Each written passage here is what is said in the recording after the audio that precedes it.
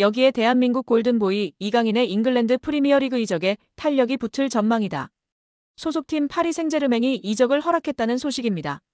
영국 노팅엄 포레스트 뉴스는 노팅엄 포레스트가 PSG 스타 이강인을 원한다면서 PSG는 이강인을 판매하기로 결정했다. EPL 구단들은 이제 이강인과 계약하기 위해 줄을 서고 있다. 노팅엄만 있는 게 아니다. 영입 전에는 맨체스터 유나이티드와 뉴캐슬, 토트넘도 있다. 다재다능한 공격수 이강인이 루이스 엔리케 PSG 감독 체제의 경쟁에서 밀려나자 모두가 그의 영입을 놓고 경쟁하고 있다고 전했습니다. 노팅엄은 올 시즌 EPL 매서운 돌풍으로 주목받는 팀입니다. 노팅엄은 무려 리그 3위를 달리며 매서운 돌풍을 달리고 있습니다. 시즌 성적 12승 3무 4패를 기록 중인데요. 선두 리버풀과 격차가 크지 않고 2위 아스널과 똑같이 승점 40점을 올렸으나 골득실에서 뒤져 순위가 밀렸을 뿐입니다. 노팅엄은 이 분위기를 유지하기 위해 1월 이적 시장에서 공격적으로 선수 영입에 나설 전망입니다. 매체는 노팅엄은 이달 새로운 선수를 찾을 예정이다. 하지만 영입하는 선수는 현재 선수단보다 업그레이드된 선수여야 한다고 강조했다. 이외에도 맨유, 아스널, 뉴캐슬, 토트넘 등이 이강인 영입에 관심이 있는 것으로 알려졌습니다. 애초 PSG는 이강인 판매에 부정적이었습니다. 프랑스 현지 언론들은 PSG가 이미 몇 차례 이강인 이적에 대한 제의를 받았으나 모두 거절했다고 강조했습니다. 하지만 입장이 바뀌었는데요. 금액만 맞는다면 이적 협상 분위기는 긍정적으로 흘러갈 것으로 보입니다. 축구 전문 온더미닛에 따르면 이강인과 PSG 모두 이별을 원한다. 이강인은 새로운 도전을 위해 PSG는 애매한 입지에 이강인을 팔고 현금을 확보하려고 한다는 계획이라고 전했습니다. 또한 프랑스 PSG 토크는 PSG가 이강인의 이적료로 4,400만 유로 약 660억 원을 원한다고 밝혔습니다. 부담스러운 금액이기는 하지만 맨유, 아스널 등 빅클럽들이 지불하지 못할 금액도 아닌데요. 이들이 이강인 영입을 결심했다면 적극적으로 움직일 전망이라고 시선이 지배적인 상황입니다. 맨유, 아스널, 뉴캐슬 모두 이강인 영입이 절실합니다. 맨유의 경우 측면 공격수 마커스 레시포드가 이적을 앞두고 있습니다. 깊은 부진에 좋지 못한 인터뷰로 루벤 아모림 신임 감독에게 제대로 찍혔습니다. 레시포드는 이적하고 싶다는 뜻을 드러냈습니다. 아스널도 에이스 부카요 사카가 햄스트링 부상으로 전력에서 이탈해 공격 보강이 필요합니다. 뉴캐슬도 팀 미드필더 미구엘 알미론의 이적설이 돌고 있어 보강이 필요합니다. 공격진 뎁스도 두터운 편인데요. 올 시즌 유럽 대항전 티켓까지 따낸다면 선수 보강은 필수 과제일 수밖에 없습니다. 뉴캐슬은 올 시즌 리그 5위에 위치한 상황입니다. 여기에 이강인이 후벤 아모림 감독 체제 맨체스터 유나이티드의 첫 영입이 될 수 있을 거라는 기대감이 상당합니다. 영국 현지에서는 이강인의 재능을 높게 평가하고 있습니다. 이강인의 맨체스터 유나이티드 이적설을 다룬 영국 현지 매체 기브미 스포츠는 이강인을 두고 뛰어나다면서 공격형 미드필더 포지션과 측면에서 뛸 수 있는 이강인은 여러 역할을 커버할 수 있기 때문에 아모림 감독의 시스템에 완벽할 것이라며 기대를 숨기지 않았습니다. 복수의 현지 매체에 따르면 이강인은 현재 맨체스터 유나이티드를 비롯한 여러 프리미어리그 구단들의 관심을 받고 있습니다. 이탈리아 매체 투토 메르카토는 이강인은 겨울 이적 시장에서 뜨거운 관심을 받을 가능성이 있는 선수 중 하나라며 맨체스터 유나이티드와 뉴캐슬 유나이티드가 이강인을 관찰하기 위해 파리 생제르맹의 경기에 스카우터를 파견했다고 밝혔습니다. 또한 스페인 유력지 렐레보 소속이자 이강인의 이적 사가가 한창이던 지난 2023년 공신력 높은 소식으로 이강인과 관련된 보도를 속속히 냈던 마테오 모레토 기자도 이강인이 다수의 프리미어리그 구단들로부터 관심을 받고 있다고 인정했습니다. 모레토는 PSG는 이강인을 겨울 이적 시장에서 매각할 의사가 전혀 없지만 여러 구단들은 끊임없이 이강인에게 구애의 메시지를 보내고 있다면서 투토 메르카토의 주장과 마찬가지로 뉴캐슬 유나이티드와 맨체스터 유나이티드가 이강인에게 관심을 보이는 중이라고 이야기했습니다. 미켈 아르테타 감독을 선임한 이후 젊은 선수들을 중심으로 팀을 구축해 이 시즌 연속 맨체스터 시티에 이어 프리미어리그 준우승을 차지하는 등 최근 몇 시즌 동안 프리미어리그에서 인상적인 흐름을 보여주고 있는 아스널 역시 이강인 영입 전에 가세했습니다. 글로벌 스포츠 매체 디 애슬레틱의 맥 니콜라스는 아스널의 1월 겨울 이적 시장 플랜에 대한 내용을 다루면서 아스널이 이강인을 주시하고 있다고 설명했습니다. 다만 니콜라스는 이강인이 새로운 도전에 대해 열려있다면서도 PSG는 경기장 안팎에서 이강인을 높게 평가하고 있기 때문에 그를 매각하는 걸 고려하지 않는 중이라는 설명을 덧붙였습니다.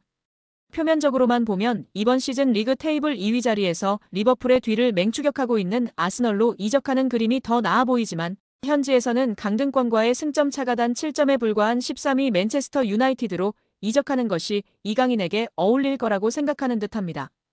영국 매체 기브미 스포츠는 맨체스터 유나이티드는 1월 이적 시장 기간 동안 PSG의 공격수 이강인을 영입하고 싶어하는 프리미어리그의 두 구단 중 하나라며 알레한드로 가르나초와 마커스 레시퍼드의 인기가 크게 떨어지면서 후뱅 아모림 감독은 새로운 공격 옵션을 찾고 있으며 이강인이 완벽한 선택이 될 수 있다면서 이강인이 맨체스터 유나이티드에 어울리는 영입이 될 수 있을 거라는 의견을 냈습니다.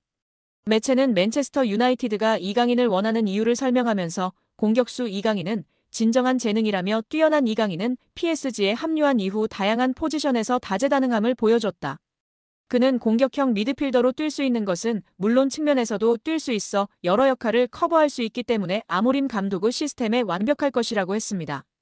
또 맨체스터 유나이티드의 공격이 다소 힘이 빠지고 가르나초와 레시퍼드가 떠날 가능성이 있는 상황이기 때문에 올드 트래퍼드에는 새로운 공격수가 필요하다며 이강인은 PSG에서 선발 자리를 굳히지 못했기 때문에 맨체스터 유나이티드로의 이적에 관심이 있을 수 있으며 그는 후뱅 아모림 감독이 맨체스터 유나이티드에 부임한 이후 처음으로 영입하는 선수가 될 수 있다고 기대했습니다. 기브미 스포츠는 현재 맨체스터 유나이티드의 공격진 중 위협적인 선수가 아마드 디알로와 브루노 페르난데스 외에는 없다는 점을 짚으면서 이강인의 영입은 파이널 서도 지역에서 필요한 것이 될 수 있다며 이강인이 맨체스터 유나이티드의 전방에 힘을 더해줄 수 있다고 했습니다. 언론은 끝으로 재정적 여유가 된다는 가정하에 맨체스터 유나이티드는 이강인을 영입하기 위해 유럽 전역에 있는 이강인을 원하는 구단들과 치열한 경쟁을 벌여야 하며 앞으로 몇 주간 이강인 영입전이 치열해질 것으로 보인다면서 이강인을 영입하는 과정이 쉽지 않을 거라고 전망했습니다. 여기에 신문선 후보는 이날 취재진과 마주해 정몽규 후보는 애초에 자격이 없는 사람이라고 주장했습니다.